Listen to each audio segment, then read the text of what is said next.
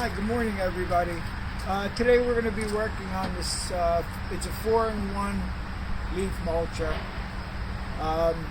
It belongs to a friend of mine. He called me the other day.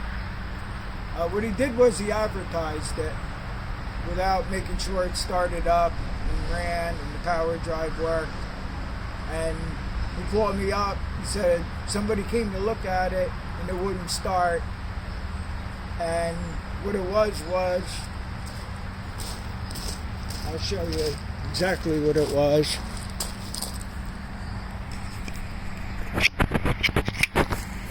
What you have here is you have a safety right here. If this button isn't pushed down all the way, it won't start. It breaks, when the button is up, it just breaks contact with the magneto. It grounds the magneto out. It's a safety feature, and I was able to fix that. That's the first thing you want to look at. I've had lots of these do this. And on the bagger here, let me get this bagger out. Where the bagger connects to the back part that I just showed you, this metal plate here pushes the button down. And this plate was bent up, so it wasn't pushing the button down. Okay, so I solved that problem. We got it started. And then he went to drive it, and it wouldn't move. So what I did was, there's a cover here, which we'll get to, because I'm going to video, the reassembly of this. I took the cover off, and it had a mouse nest in there. And what the mice did was they chewed the belt in two places all the way through. So I had to order a belt for it, which I just picked up this morning, and we're going to reassemble it.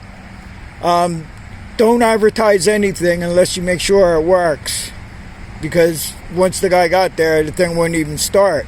Forget about move, it wouldn't move or anything. So we're going to continue this in a minute. I'm going to get situated, and I'm going to show you exactly what it took to get this thing apart. I had to take every single thing apart on this. Now what it has is, it has an impeller. It doesn't have a blade like a regular lawnmower. Like to change the drive belt on a lawnmower, it takes practically no time at all. But it has this impeller. And on top of the impeller, you have the pulley, which the belt rides on for the power drive. So I had to disassemble everything. First I had to take this cover off. Before that, I had to take all the wheels off and everything like that. And then I got to this point here where I had to take this metal shroud down to gain access to this auger assembly or mulcher assembly, whatever you want to call it. And I also had to drop the transmission out of it here in order to get the cover off to clear.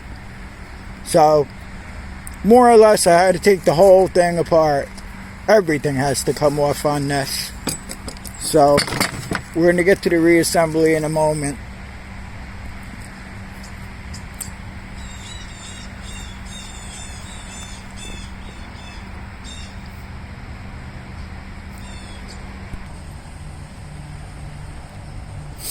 Okay, what I did so far is I had to take this whole pulley assembly.